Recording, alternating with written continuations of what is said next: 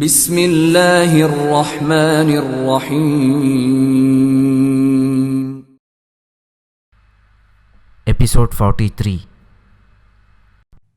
کتاب کا نام اندھیری مسافتیں، مصنف اسلم راہی MA۔ عتبہ بن ہشام جب اپنے خیمے میں داخل ہوا تو خیمے کے اندر اس کی بیوی رجینہ بڑی بے چینی اور بڑے بے تابی سے اس کے منتظر تھی۔ جوں ہی خیمے کے دروازے پر عتبہ بن ہشام نمودار ہوا، وہ بڑی بے تابی سے بھاگتی ہوئی خیمے کے دروازے پر آئی۔ عتبہ بن ہشام کا ہاتھ اپنے نرم ہاتھ میں لیا، دونوں میاں بیوی خیمے کے وسط میں آئے، ایک دوسرے کے سامنے بیٹھے۔ پھر اپنی مٹھاس اور شیرینی بھری آواز میں رجینہ عتبہ بن ہشام کو مخاطب کرتے ہوئے کہنے لگی، باقی لشکری کافی دیر ہوئی پڑاؤ میں داخل ہو چکے ہیں، آپ اتنی دیر سے کیوں آئے؟ اس پر عتبہ بن ہشام مسکراتے ہوئے کچھ دیر رجینہ کی طرف دیکھتا رہا۔ اس پر رجینہ مسکراتے ہوئے کہنے لگی، یہ کبھی کبھی آپ ٹکٹکی باندھ کر مجھے کیوں دیکھنے لگ جاتے ہیں، میرے چہرے پر نگاہیں گاڑ دیتے ہیں؟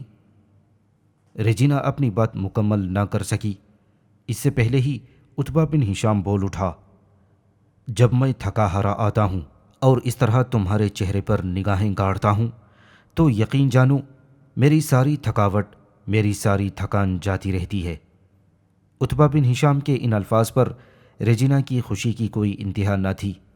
پیار بھرے انداز میں اس نے عتبہ بن ہشام کا گال تھپ تھپایا اور کہنے لگی، کھانا آیا ہوا ہے، پہلے دونوں مل کر کھانا کھاتے ہیں، پھر باتیں ہوں گی۔ اس کے ساتھ ہی رجینہ نے بڑے پیارے انداز میں کھانا عتبہ بن ہشام کے سامنے چن دیا۔ جب اس نے کھانے کے سارے برتن لگا دیے تو کھانے میں جو تازہ پنیر رکھا ہوا تھا اس پر عتبہ بن ہشام کی نگاہیں جم گئیں۔ پھر رجینہ کو مخاطب کرتے ہوئے کہنے لگا، یہ پنیر کہاں سے آ گیا؟ لشکر کے کھانے میں تو کوئی پنیر نہیں دیا جاتا۔ اس پر رجینہ مسکراتے ہوئے کہنے لگی، جب جنگ ختم ہوئی اور ہمارا لشکر شہر میں داخل ہوا تو لشکر کی کچھ عورتیں بھی شہر کی طرف گئی ہوئی تھیں، میں نے ان میں سے کچھ کو نقدی دی اور یہ پنیر منگوا لیا، میں جانتی ہوں آپ پنیر شوق سے کھاتے ہیں۔ اس پر عتبہ بن ہشام فوراً اپنی جگہ پر اٹھ کھڑا ہوا۔ اس کے اس طرح کھڑے ہو جانے پر رجینہ فکر مند اور پریشان ہو گئی۔ فوراً کہنے لگی، میں نے کھانا لگا دیا ہے، اب آپ کدھر جانے لگے ہیں؟ پہلے کھانا کھائیں پھر کوئی کام کریں۔ عتبہ بن ہشام تقریباً بھاگتا ہوا باہر نکل گیا۔ باہر اس کا گھوڑا کھڑا ہوا تھا۔ گھوڑے کی زین کے ساتھ جو خرجین بندھی ہوئی تھی، خرجین اس نے اتاری اور خیمے میں داخل ہو کر وہ خرجین اس نے رجینہ کے سامنے رکھ دی اور کہنے لگا، تم نے شکوہ کیا تھا کہ باقی لشکری اور سالار کافی دیر پہلے پڑاؤ میں داخل ہو چکے تھے اور میں دیر سے کیوں آیا ہوں؟ دراصل میں اور ہلال بن علقمہ دونوں ہمدان شہر میں چلے گئے تھے۔ ہلال بن علقمہ نے بھی کچھ چیزیں خریدی ہیں اور میں نے تمہارے لیے کئی قسم کے خشک پھل لایا ہوں، میں جانتا ہوں یہ تم پسند کرتی ہو۔ رجینہ نے غور سے عتبہ بن ہشام کی طرف توصیفی انداز میں دیکھا اور پھر کہنے لگی، جو کچھ آپ لے کر آئے ہیں میں وہ بعد میں دیکھوں گی، پہلے آپ کھانا کھائیں۔ اس کے ساتھ ہی دونوں میاں بیوی ایک دوسرے کی طرف شوق سے دیکھتے ہوئے کھانا کھانے لگے تھے۔ رجینہ نے جب کھانے کے برتن اٹھا کر ایک طرف رکھ دیے تب عتبہ بن ہشام نے اسے اپنے پاس بلوایا۔ رجینہ کسی معصوم اور ممنون بچے کی طرح عتبہ بن ہشام کے سامنے آ کر بیٹھی۔ عتبہ بن ہشام نے خرجین پکڑی، اس کا منہ کھولا، پھر اس خرجین کو اس نے رجینہ کے سامنے فرش پر بچھی چادر پر الٹ دیا۔ اس خرجین میں سے طرح طرح کے پھل نکلے تھے جنہیں دیکھ کر رجینہ کی خوشی کی کوئی انتہا نہ تھی۔ کچھ دیر تک شوق بھرے انداز میں رجینہ ان خشک پھلوں کو دیکھتی رہی، پھر کچھ کہنا چاہتی تھی کہ اس سے پہلے ہی عتبہ بن ہشام اس سے مخاطب ہو کر بول اٹھا، تم نے شکوہ کیا تھا کہ میں باقی لشکریوں اور سالاروں کی نسبت دیر سے تمہارے پاس آیا ہوں، میں اسی کام کے لیے نہاون شہر گیا تھا، اب بھی تمہیں شکوہ ہے کہ میں تمہارے پاس دیر سے کیوں آیا ہوں؟ اس پر رجینہ مسکرائی، پہلے اس نے نفی میں گردن ہلائی اور پھر کہنے لگی، مجھے آپ سے کوئی شکوہ ہو ہی نہیں سکتا، لہٰذا اس سلسلے میں آپ کو کچھ کہنے کی ضرورت ہی نہیں ہے۔ یہاں تک کہنے کے بعد رجینا کو رک جانا پڑا، اس لیے کہ خیمے کے دروازے پر ایک لشکری نمودار ہوا اور عتبہ بن ہشام کو مخاطب کرتے ہوئے کہنے لگا، عتبہ بن ہشام، لشکر میں کچھ اجنبی داخل ہوئے ہیں اور وہ تم سے ملنا چاہتے ہیں۔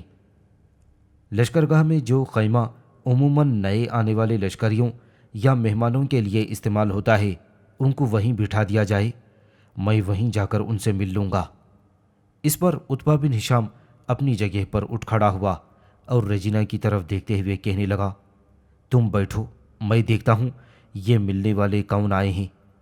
اس پر رجینا فکر مند ہو گئی، تڑپ کر اس نے عتبہ بن ہشام کا بازو پکڑ لیا اور کہنے لگی، میں آپ کو اکیلا تو نہیں جانے دوں گی، وہ نہ جانے کون لوگ ہیں اور کیوں آپ سے ملنا چاہتے ہیں، وہ آپ کے لیے خطرے کا باعث بھی بن سکتے ہیں، وہ آزرمی دخت کے قاتلوں کے حمایتی بھی ہو سکتے ہیں جنہیں آپ نے موت کے گھاٹ اتار دیا تھا، لہٰذا میں آپ کو جانے نہیں دوں گی۔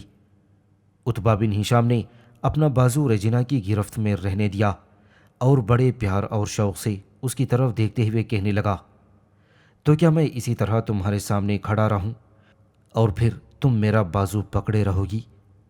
اس پر رجینا مسکراتے ہوئے پیار بھرے انداز میں کہنے لگی، نہیں، آپ دو کاموں میں سے ایک کام کر سکتے ہیں۔ پہلا یہ کہ میں آپ کے ساتھ جاؤں گی، آپ مسلح ہو کر جائیں، میں بھی مسلح ہوں گی، پھر دونوں میاں بیوی جا کر ان سے ملیں گے۔ اگر آپ کو یہ پسند نہیں تو پھر دونوں میاں بیوی یہیں بیٹھتے ہیں اور انہیں پیغام بھیجتے ہیں کہ جس کسی سے ملنا ہے ہمیں یہاں آ کر مل لے، ساتھ ہی میں بھائی ہلال بن علقمہ کو بھی یہاں بلوا لیتی ہوں۔ رجینا کے ان الفاظ کے جواب میں عتبہ بن ہشام کچھ کہنا چاہتا تھا کہ دروازے پر ہلال بن علقمہ اور البانہ دونوں میاں بیوی نمودار ہوئے۔ پھر ان دونوں کو دیکھتے ہوئے رجینا خوش ہو گئی۔ البانہ کو مخاطب کرتے ہوئے ہلال بن علقمہ کہنے لگا، تم اندر جاؤ اور میری بہن رجینا کے پاس بیٹھو۔ پھر عتبہ بن ہشام کی طرف دیکھتے ہوئے ہلال بن علقمہ کہنے لگا، ابن ہشام میرے بھائی، چلو کچھ لوگ ہم دونوں سے ملنا چاہتے ہیں، وہ مہمان خانے میں بیٹھے ہوئے ہیں، دیکھتے ہیں کہ وہ کون لوگ ہیں۔ اس پر عتبہ بن ہشام نے کہا، رجینا مجھے خیمے سے نکلنے نہیں دے رہی تھی، اس کا کہنا تھا کہ جو لوگ ہمیں ملنے آئے ہیں وہ آزرمی دخت کے قاتلوں کے حمایتی بھی ہو سکتے ہیں اور ہمیں نقصان پہنچا سکتے ہیں۔ بس ہم دونوں میاں بیوی اسی موضوع پر گفتگو کر رہے تھے کہ تم دونوں یہاں آ گئے۔ میرے خیال میں ایسی کوئی بات نہیں ہے، رجینا بس میری سلامتی کی خاطر ایسا کر رہی ہے۔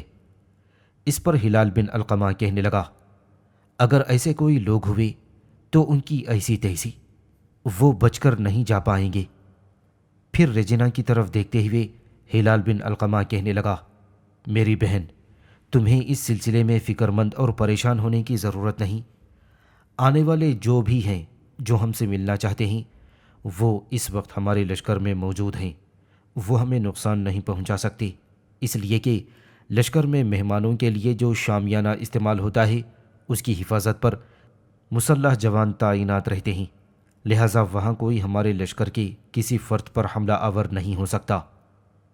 ہلال بن علقمہ کی اس گفتگو سے رجینا خوش ہو گئی، چنانچہ رجینا اور البانہ دونوں خیمے میں بیٹھ کر باتیں کرنے لگی تھیں، جبکہ عتبہ بن ہشام اور ہلال بن علقمہ دونوں اس شامیانے کی طرف ہو لیے تھے جو لشکر میں مہمانوں کے لیے مختص کیا گیا تھا۔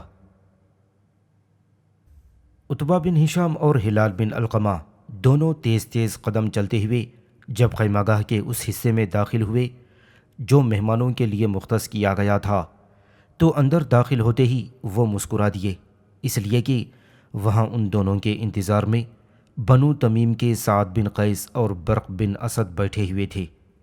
یہ وہی دو نوجوان تھے جو آزرمی دخت کے دونوں قاتلوں باریز اور نوذر کے محافظوں میں شامل تھے اور پھر ان سے ناراض ہو کر واپس اپنے قبیلے میں چلے گئے تھے، جبکہ نوذر اور باریز کو موت کے گھاٹ اتارنے کے بعد ان سے جو کچھ مال کی صورت میں ملا تھا، عتبہ بن ہشام اور ہلال بن علقمہ نے ان دونوں کا حصہ نکال کر ان کے قبیلے میں ان تک پہنچا دیا تھا۔ چنانچہ ان دونوں نے جب عتبہ بن ہشام اور ہلال بن علقمہ کو دیکھا تو دونوں اپنی جگہ پر اٹھ کھڑے ہوئے اور پرجوش انداز میں باری باری عتبہ بن ہشام اور ہلال بن علقمہ سے ملے اور پھر چاروں نشستوں پر بیٹھ گئے۔ گفتگو کا آغاز عتبہ بن ہشام نے کیا۔ تم دونوں خیریت سے تو ہو؟ ہمیں ملنے کے لیے آئے ہو؟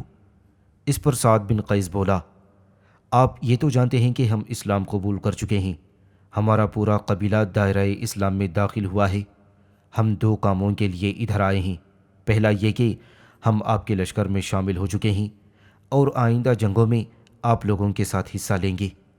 دوسرا کام جو اس سے بھی اہم ہے وہ یہ کہ ہم دونوں آپ دونوں کی خدمت میں ایک التماس کرنا چاہتے ہیں۔ کیسی التماس؟ تجسس بھرے انداز میں اس کی طرف دیکھتے ہوئے عتبہ بن ہشام نے پوچھا۔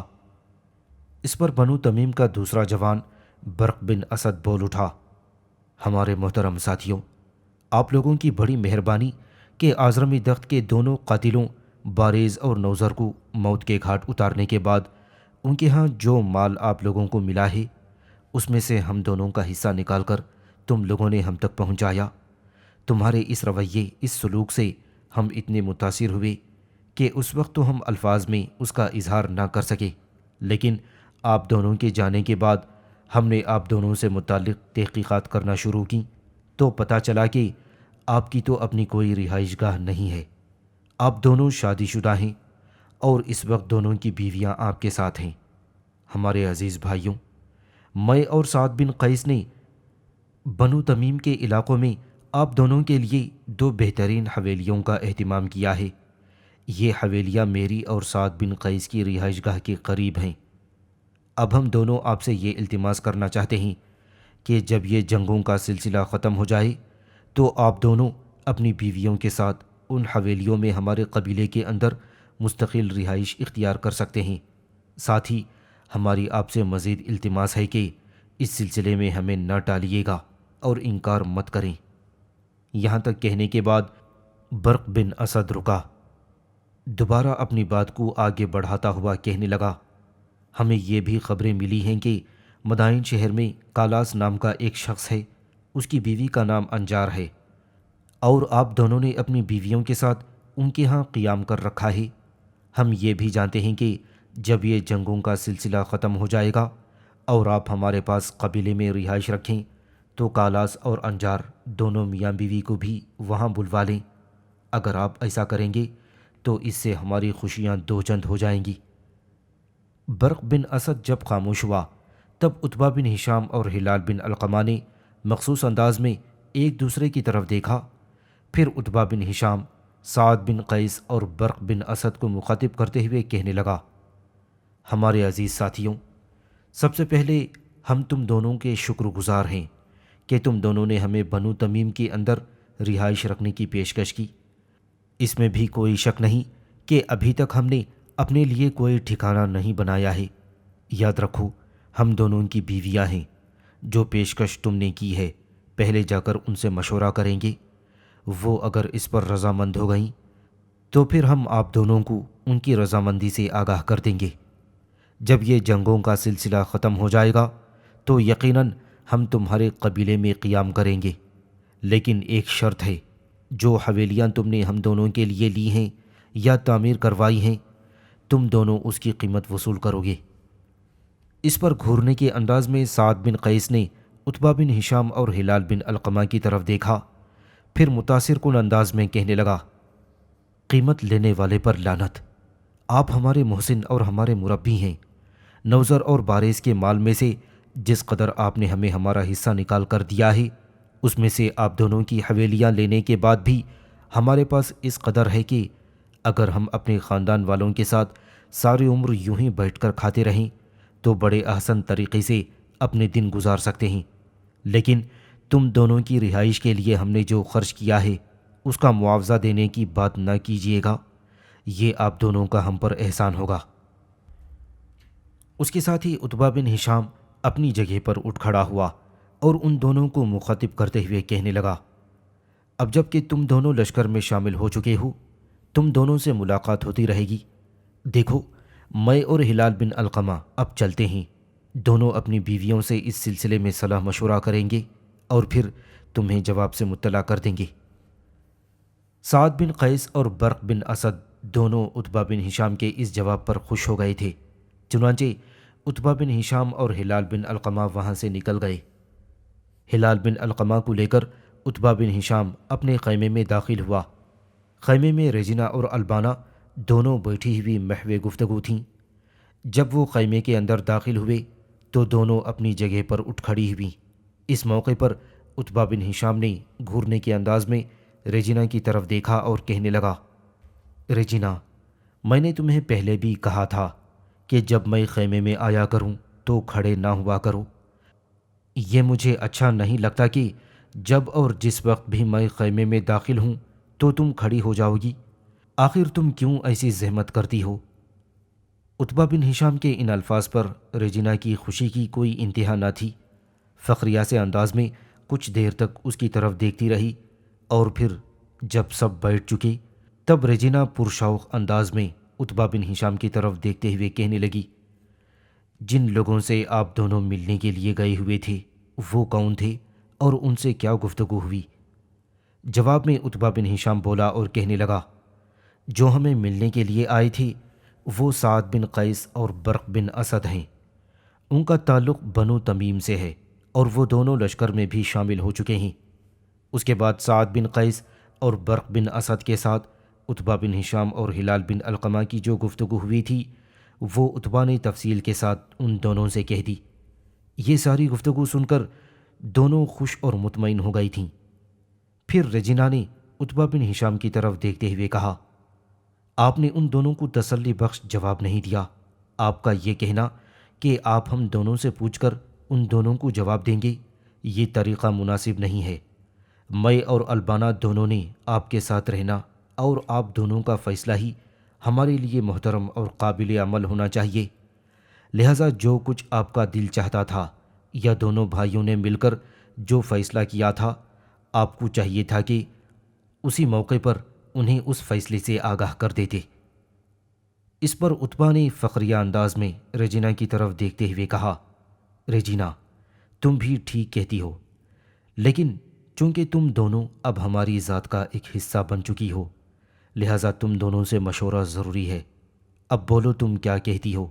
اس سلسلے میں میری بہن البانہ سے بھی مشورہ کر لو۔ ریجینہ اور البانہ کچھ دیر تک خسر پھسر کرتی رہیں۔ پھر ریجینہ بولی، ہم دونوں کا فیصلہ یہ ہے کہ جہاں بھی آپ دونوں ہمیں رکھیں گے ہم بخوشی وہاں رہ لیں گے۔ تم دونوں کے فیصلے نے ہمیں خوش کر دیا ہے۔ بنو تمیم کے ان دونوں نوجوانوں سے مل کر ہم واپس آ رہے تھے تو راستے میں اس موضوع پر میں اور ہلال بن علقمہ نے تفصیل کے ساتھ گفتگو کی اور ہم دونوں اس بات پر متفق تھے کہ جب یہ جنگوں کا سلسلہ ختم ہو جائے گا تو بنو تمیم کے اندر رہائش رکھنا ہمارے لیے سود مند ہو سکتا ہے۔ اب جب کہ تم بھی راضی ہو تو یہ آخری فیصلہ ہے کہ ہم بنو تمیم کی ان حویلیوں کے اندر مستقل رہائش رکھیں گے جو سعد بن قیس اور برق بن اسد نے ہمارے لیے حاصل کی ہیں۔ عتبہ بن ہشام اور ہلال بن علقمہ کے اس فیصلے سے ریجینہ اور البانہ بھی خوش ہو گئی تھیں۔ اس کے بعد ریجینہ کے کہنے پر عتبہ بن ہشام دونوں کو نہاوند کے نیوہ میں لڑی جانے والی جنگ کی تفصیل بتا رہا تھا۔